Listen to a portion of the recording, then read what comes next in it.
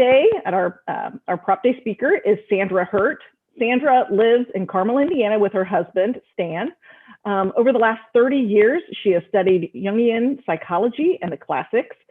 Her many research trips in Italy and Greece have allowed her to work with art historians and archaeologists, giving her a rich education and love for all things related to women in the ancient world.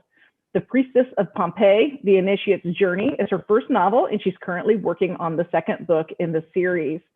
Hurt has studied and traveled extensively and sat upon the ancient stone floor in the Villa of Mysteries in Pompeii, where on the wall above her was the haunting portrait of a beautiful young woman who inspired her book. Her book is available. Lorianne's going to put that over in the chat feature for you, but you can get that on Amazon, or you can email Sandra and get that with PayPal. Ladies and gentlemen, Sandra Hurt. Greetings, everyone. I am so delighted to be here today. I would like to thank a few people who made this time with you possible.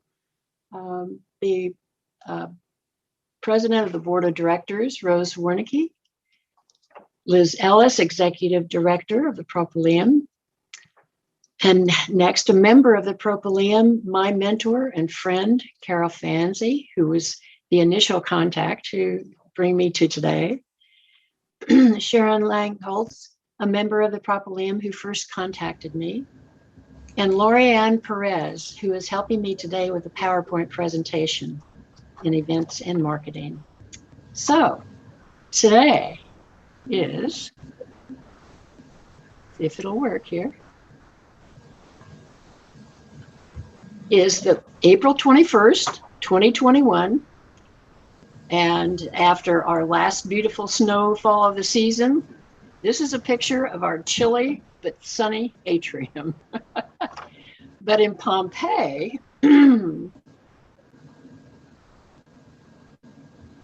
it is 64 degrees and partly sunny. So I ask you to go in your mind to that lovely place in Italy. That's where I'll take you today on my journey to writing the book, Priestess of Pompeii. Then I will give a brief excerpt from the book, very brief, followed by the Q&A, as Liz has mentioned. So let's get started. Pompeii, then and now. What's a woman who was raised in Elwood, Indiana, doing in Pompeii, Italy, anyway? Let me set the scene. It's July 1991, and I am listening to a lecture on women and art in the ancient world. When an image flashes on the giant screen behind the speaker's head, it is a fresco of a woman who lived in Pompeii, 1st century BCE. It is from the Villa of the Mysteries frescoes that were only excavated in 1929 after being under the Propylaeum of Pompeii for 2,000 years. The person who, archaeologist Amadeus Maori, unearthed the villa and took pictures, and this is actually his picture. So it's hasn't been restored or anything yet, but it's her as she was when she was uncovered. I thought that was really spectacular. Anyway, she's seated on the edge of a dining couch, leaning on a cushion, gazing at other frescoes of women encircling the room. Her red hair is covered with a veil that she would have worn to conduct sacred ceremonies. She must be a priestess. Her dark eyes and somber look give me the feeling that she is reflecting on something profound. The frescoes are in a villa just outside the walls of Pompeii, the Villa of the Mysteries. Modern day scholars think that she may have owned the villa, as she is the only one who can see the rest of the frescoes. And a ring adorns her finger, that would only be given to a woman who had gone through the initiation shown in the frescoes. It is an image that my friend, my mind, tells me I have never seen before, but yet I recognize. The hairs stand up on the back of my neck, and suddenly I'm sitting in a dark place. I feel cold stone beneath me, and when I look up, she is looking right at me, chin in her hand, as if she has all the time in the world. I leave the lecture shaken. Days, weeks, months go by. I can't get her image out of my mind. As fate would have it, my husband Stan and I took an art history class at the Indianapolis Art Center in 1994. The instructor, an accomplished watercolorist, Paul Sweeney, suggested that he would like to take this group on a journey to see the art of Italy in person. It was a wonderful idea, and many of us agreed to go. The tour started in Venice, where we spent a beautiful romantic day and then boarded a cruise ship. We stopped at many interesting ports of call, including Athens and the Acropolis. But I remember specifically that we went to the island of Crete and toured the ancient ruins of the Palace of Knossos. Now I'll take a quote from my book. And remember, the book takes place in 45 BCE, before Christ. So let your mind go back in time. When Ariana, who is the main character of the book, and her aunt Callista visit the palace, it had already been in ruins for over a millennium, because the catastrophe that happened at Santorini, the eruption of the earthquake and the eruption there, caused many of the islands to be overwhelmed and covered, as this one was. It was more than covered, it was destroyed. So now I'll quote from Ariana's aunt.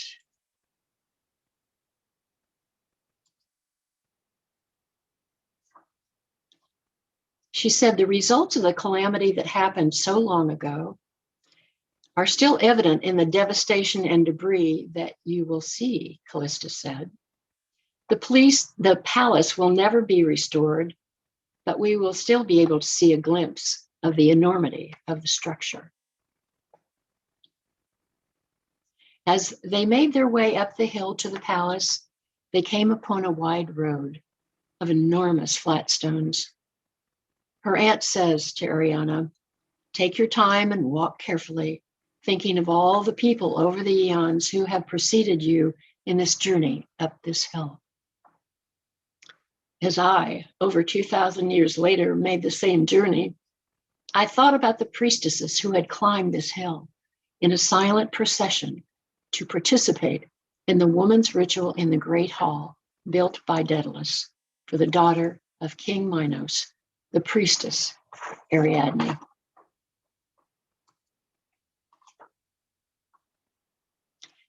This is a floor plan of the Palace of Knossos, but I wanted to draw your attention to the fact that if you look at the central court, we might equate their central court, this is the one that Daedalus built, to a Roman forum. It is that big. Around it are surrounding rooms, not only rooms, but buildings. It was like a small city. Thousands of rooms were in that palace.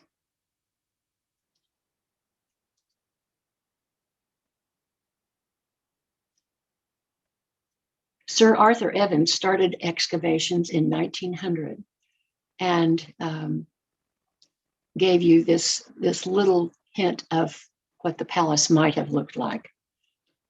Modern day archaeologists are very upset with him that he bothered to do this at all, but I know the tourists are happy with that. You can see the Ashlar Foundation, these huge stones that are all around the foundation of the palace. This site is where the myth of King Minos and the Minotaur began. The story is told that Minos had constructed a labyrinth to house the Minotaur, a monstrous animal with the body of a man and the head of a bull. With Ariadne's help, Theseus kills the Minotaur. She flees with him on a ship, but he abandons her on the island of Naxos. She was the princess, Minos' daughter.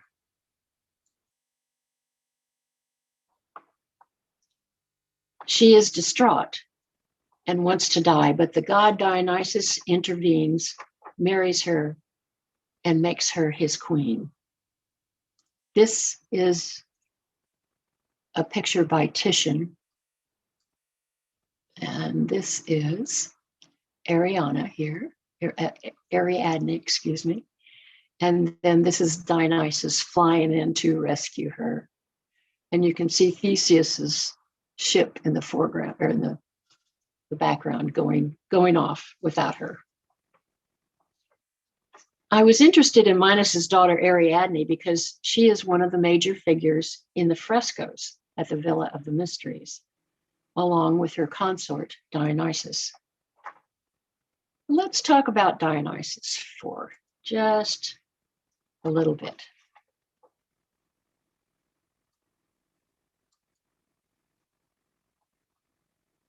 The god Dionysus was said to have come from the mysterious East. He brought 3 gifts to humankind. First, during the Neolithic times of the hunter-gatherers, it was told that he taught the gatherers, the women who stayed at home and in the fields, while the men and hunters were out hunting. He showed the women how to plant the grapes and grow vineyards. Second, he instructed them in harvesting and pressing the grapes to make wine.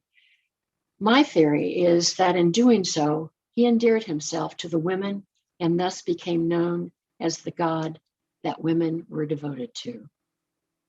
Last, when humans had settled into communities, he helped them develop their culture by introducing the writer, philosophers of the day, like Aeschylus, Sophocles, and Euripides, to the thought of writing and producing plays, comedies, and tragedies to give the masses respite from their everyday lives. And they would have known all these myths before they ever went to the theater. The Ariadne and Dionysus is the major myth of my book. Back to my journey.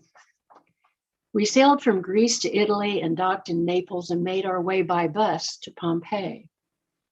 I had done my homework, I thought, researching the important buildings I wanted to see, including the Villa of the Mysteries.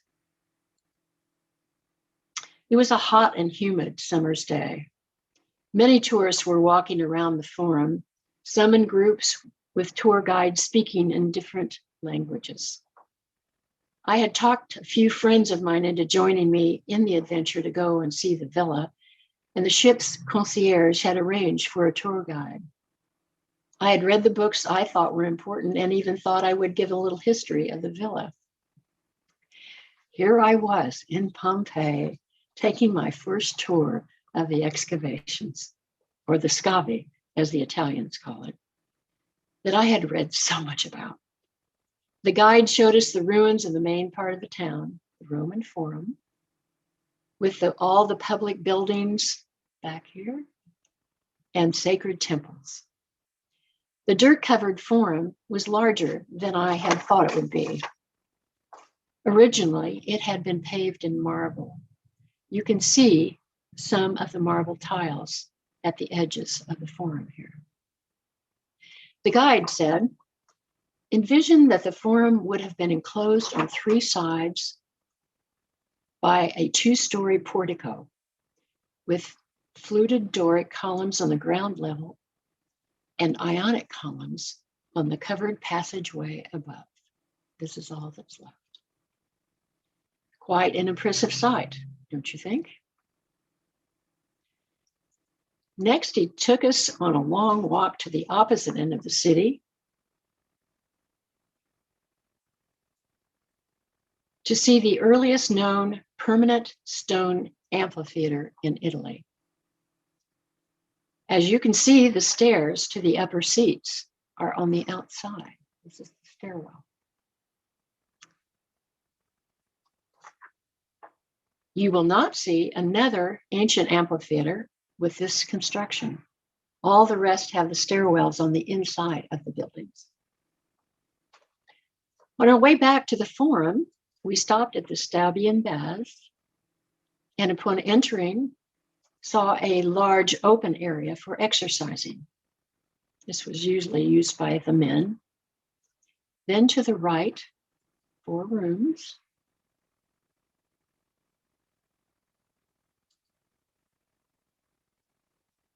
The first was a changing room. And as you can see, there are little niches here along the side, on both sides. This is the changing room where they would have left their clothes, going back then into the other 4 rooms. The other 3 actually were pools that progressed from cold to warm to a steam room and heated pool. Did men and women use the same bathing room, someone asked? Oh no, this was the men's bathing area, the guide told us. The women have their own rooms on the other side, but we can't see those today. As we made our way back to the forum, the guide finishes his well-rehearsed spiel, thanking us for our attention. I hope you enjoyed your time in Pompeii. But we haven't seen the Villa of the Mysteries, I said. I came to see the women in the frescoes. Signora, he said, but we have seen all the important things. And anyway, it is not open. I was irritated that he did not think the villa was important. But I came thousands of miles to see the women in the frescoes. I said, I will not be turned away. My outspoken Italian companion spoke to him in a low but very firm voice. He took a step back, stammering, but I will have to talk to the woman in charge to see if we can go there, he says. Then let's go and talk to her, I said. So we all marched back to the entrance. The woman in charge and our tour guide had a heated conversation with lots of shouting and gesticulating. But in the end, he took us back into the scavi, to the top of the hill, and pointed down the road, saying, walk to the end of the road, pass through the gate, and then beyond the walls of the city, you will find the Villa of the Mysteries. I cannot go with you because it is outside of the walls. You won't be able to come back in, and you will have to take the back road to return to your bus. Well, thank you, I said. We will find our way from here. I had studied the map, and so I knew where we were going. Of course, the villa was open. She was waiting for me. Had been for millennia. This first slide is a picture of an artist rendering of the back of the villa, which shows here the exedra, where they would have had a beautiful view of the sea, the Tyrrhenian Sea behind us. The building was built on a slope of land, so they had to put this cryptoporticus underneath to support the building itself. So this is an artist rendering. And next, here is the current building as we see it today. Here's the exedra, the cryptoporticus below. And this room, this area is all under cover now, all roofed, thank heavens, to protect all the beautiful frescoes inside. But it actually had another story, and it also had the cryptoporticus below.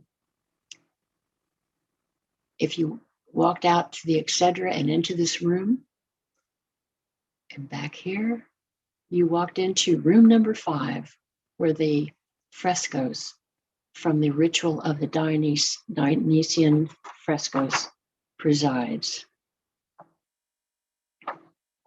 I stood on the cool stone of the ancient floor.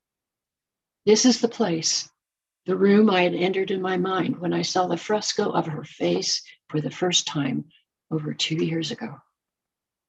The life-size frescoes on the crimson background presented several women involved in some kind of ritual. I was dumbstruck. In the deafening silence in my mind, images arose for which I had no words. Had I been in this place before? With research, I found out that the women in the frescoes were real women who would have lived circa 40 BCE, and that the records show that she was a priestess. These pictures are unedited from, again, the Amadeo Maiori. These are the frescoes in the room that I saw when I first went there in '94. They have since, for 2 years, have been conserved and absolutely brought to their brilliance of maybe when they were first painted. The Pompeian red is so unique to the group, to many of the frescoes in the house. When I returned to the States, I met with my writing mentor, Laura Gauss. I had written nothing about the experience in Pompeii other than what was in my journal, and it was sparse. My first inclination was to write a short story, but that wouldn't do her justice. I realized that since no one knew anything about her life, it seemed natural that I could write a novel. Historical fiction, of course. I had written some brief impressions of this unknown woman, but wasn't able to express myself well enough. It seems that some invisible force has hit me, I said to Laura. I can't put 2 sentences together. Well, she said, we'll just have to wait. And wait we did. I'm sorry she can't be here with us today. But the fact that I couldn't write then didn't stop me from my quest to learn all I could about the classics.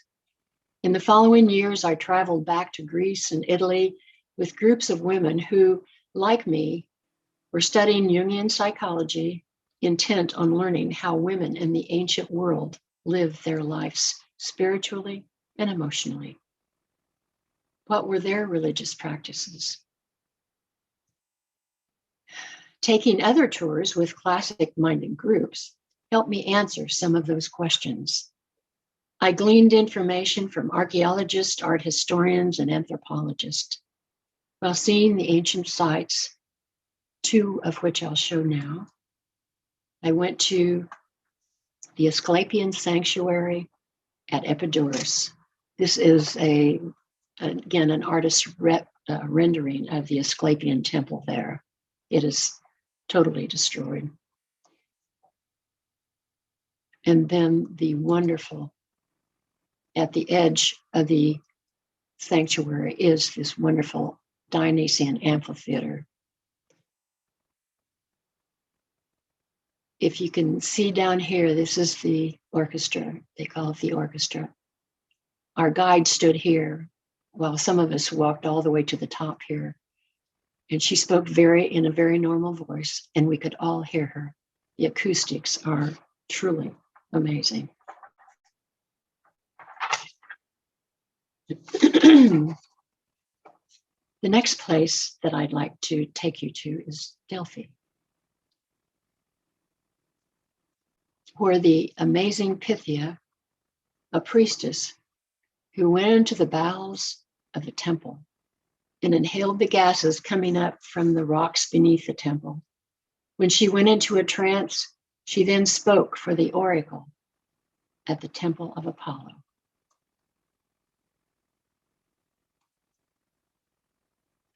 Sorry. He wants to be seen again. All right, here we go.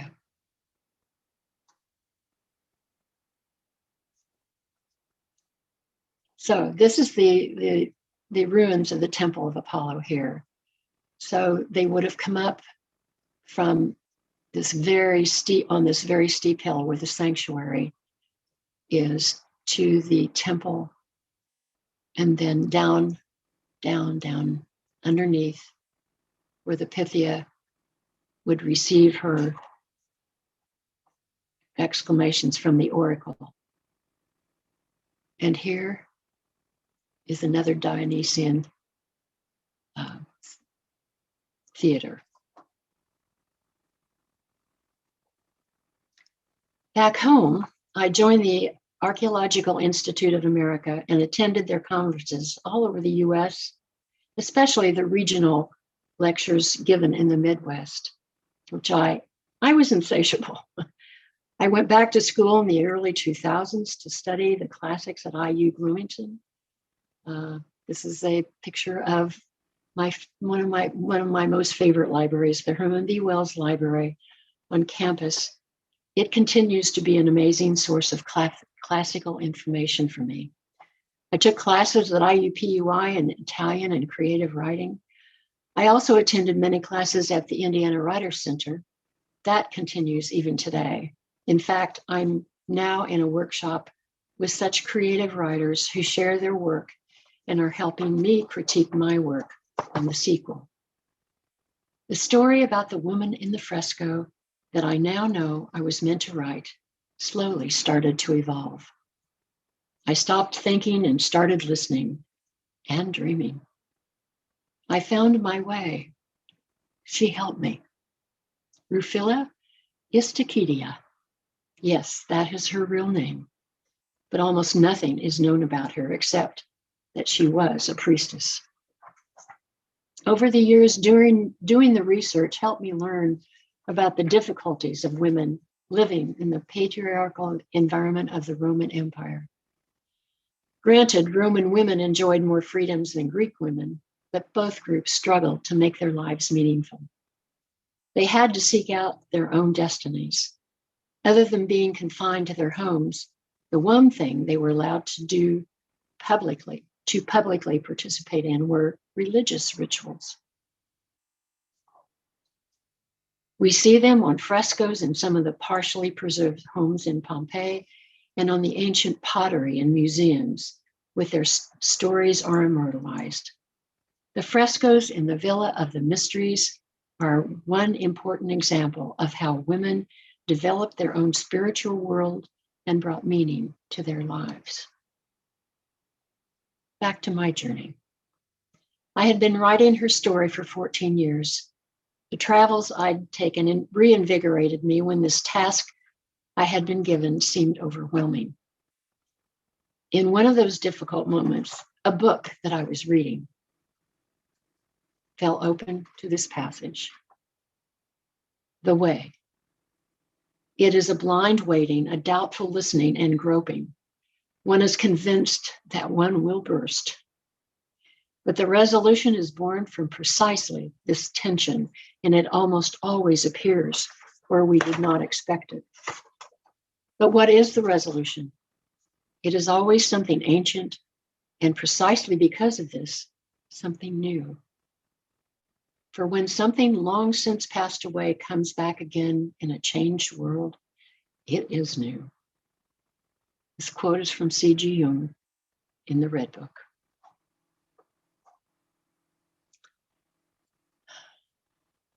"2021. Her journey is mine, her journey is yours.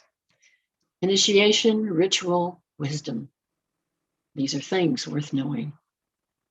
The journey begins with my book entitled The Priestess of Pompeii, The Initiate's Journey, Book 1.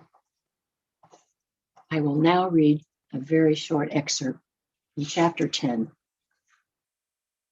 50 BC. Since we got a glimpse of the men's bath at the Stavian baths, I thought I'd give you a little entrance into the women's baths. At the women's entrance to the Stabian baths, 4 muscular slaves carefully lowered the electia, a long wooden canopied litter, to the ground. Gently, the slaves pulled aside the curtains that protected their mistress from the light mist of the early morning. Arabella and her maid Junia alighted and noticed another litter near theirs. Auretia is here, Arabella said. The slaves positioned the empty litter beside one of the long stone benches outside the door to the women's bath complex and took their seats. Arabella entered the baths, followed by Junia. Good morning, the bath supervisor said as the door closed behind them. Yes, it is a good morning, crisp and a little chilly for this late in spring, Arabella said. But it certainly feels warm in here. We stoked the fires early this morning to take the chill off the air, the custodian said. I remembered that you like to bathe early. Arabella smiled and nodded her approval, leaving the coins on the table for payment. Your friend just arrived, the supervisor said. She may still be changing. The fragrance from the fresh-cut lilies sitting on the supervisor's desk filled the air, and the flickering candelabra that lit their way gave the long arched corridor a warm glow.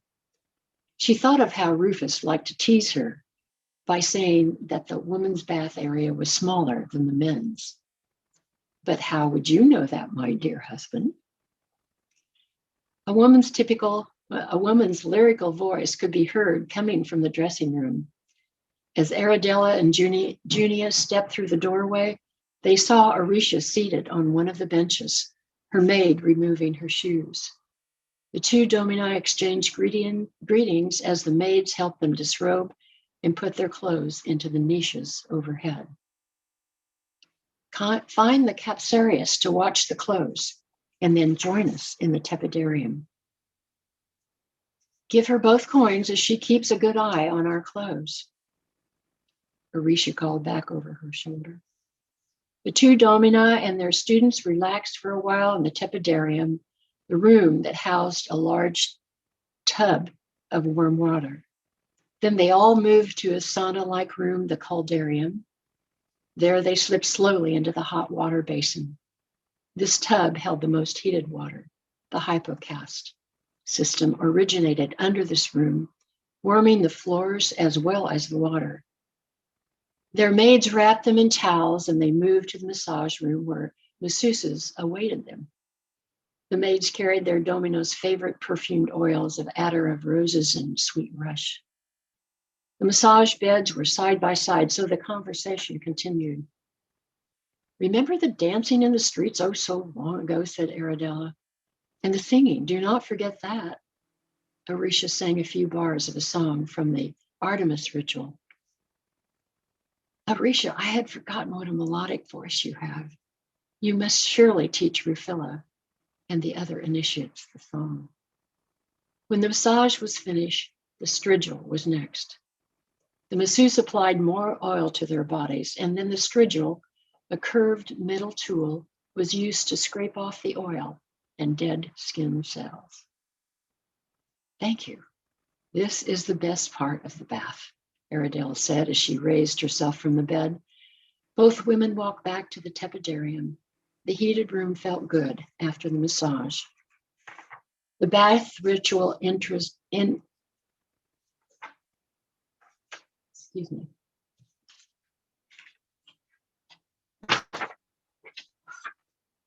The bath ritual ended in the frigidarium, a brief dip in the cold water basin to close the pores and stimulate the minds and bodies for the rest of the day.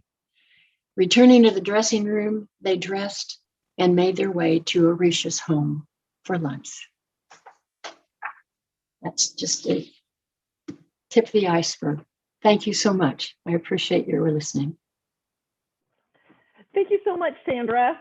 Oh my goodness. Anybody, if you have questions, please type them in the bottom. I saw that Carol had one for you. Can you tell us more about why the study of the psychology of Carl Jung is connected with the Fresco cycle? Yes. Basically, the Jungian psychology is based on an individuation journey of monumental proportions if you choose to go on that journey. And so, in a way, these women did that journey all those thousands of years ago. And it's shown in that villa. It's shown in that ritual that you see on the villa walls. The Dionysian ritual was actually an early version of the individuation process. Thank you, Carol. How long did it take you? You talked about your travels to Italy and Greece. How long did it take you to complete the book? 20 years. I always hate to admit it took that long, but I started from scratch. I really hadn't, I'm a nurse, a retired nurse by profession. So I had no study of the classics. And so I enjoyed learning all about that, but it took me quite a while. So all the trips that I took were just absolutely so invigorating and insightful into what went on in ancient times. So you talk about being almost called to write this book. Were you planning on being a writer, or was it something that just like you just felt like you had to do, or was there had you planned on writing a book maybe about something else? I had always thought that there, as many people, that there was a book in there somewhere in me somewhere. I had been writing short stories and poetry and that sort of thing for years and years and years. I'd taken creative writing classes since I moved to Indianapolis in 1967. I took them at the extension, the IU extension when it was first when they were first given there. So psychology and writing were always on my agenda. Mm-hmm. Yeah. Can you talk a little bit about the writing process, about besides the research, forcing yourself to sit down and do the writing? How did you structure that, and how did you outline the arc of your story? Actually, if I have to be honest and say that I did no outline. What happened was that the woman who was so kind to show me the images that she showed me that night, she was a professor at Butler for several years, and we had talked about this book that was evolving in my head, and finally she sat me down. She said, "Okay, Sandy, you're going to tell the story. I'm going to write the scenes." And that's exactly what we did, and started out with 72 scenes. It got a little bigger than that, but that's kind of how it started. I just was, she wouldn't let me go. I mean, I guess I probably tried not to write for a while, but I really can't not write. That's it. Can you talk about the publishing process? How was that for you? Oh, wow. Okay. So it took me 20 years to write this book. So, I'm old now. And so Carol Fanzi was a major force in my life at that time.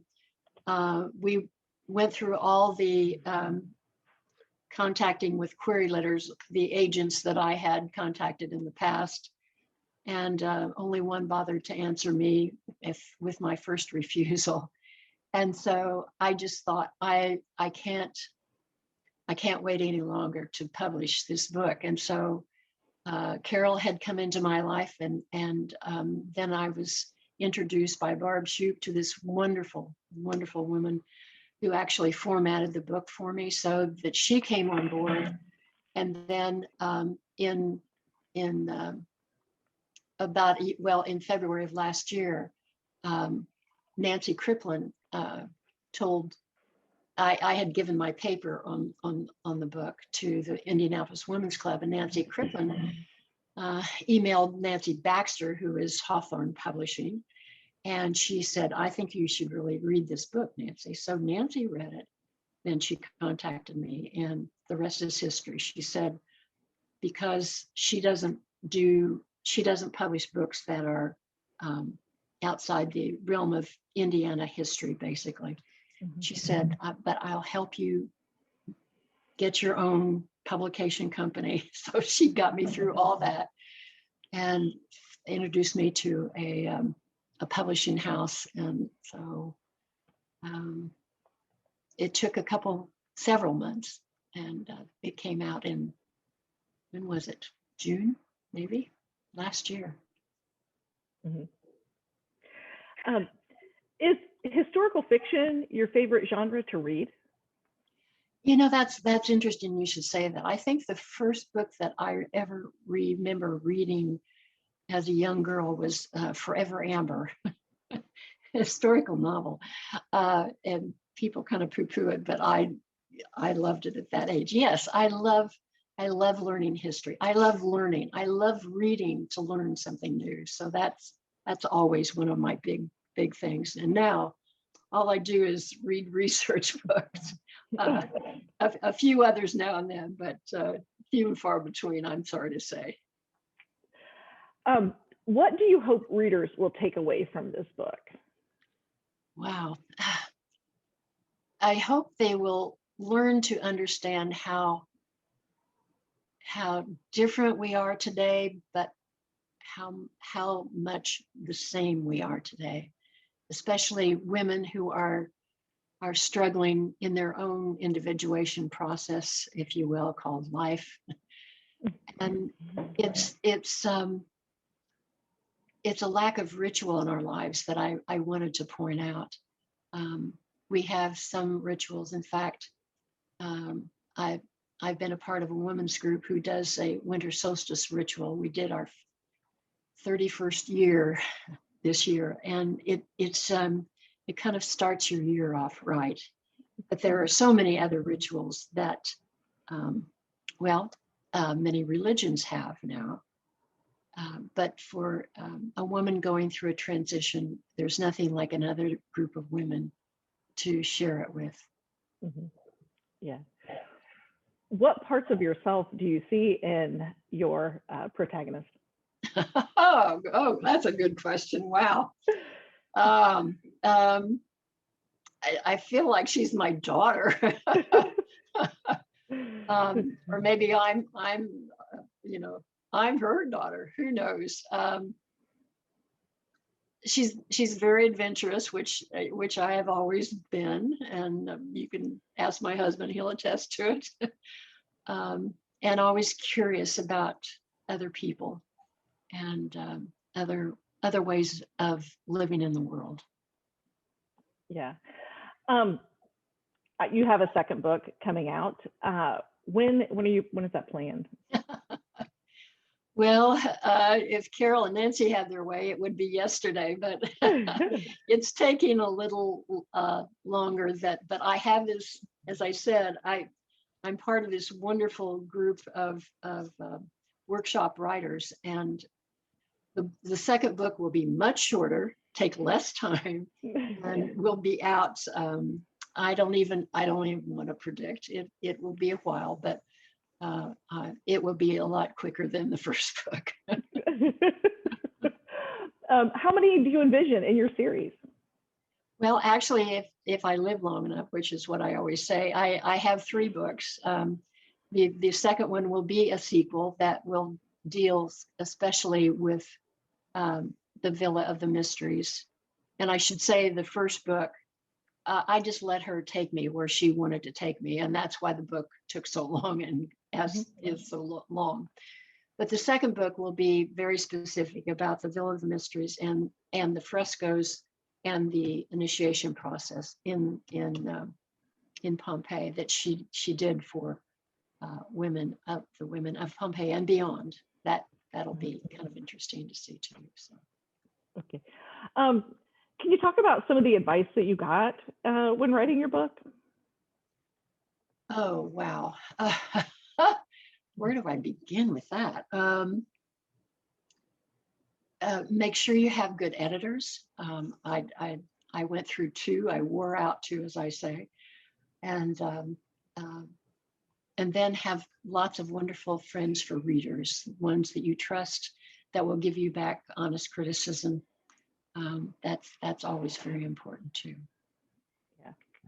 And so you've got a series in you, but what else is next? What else are you going to do? Okay. Oh, the third book. Yes, sorry.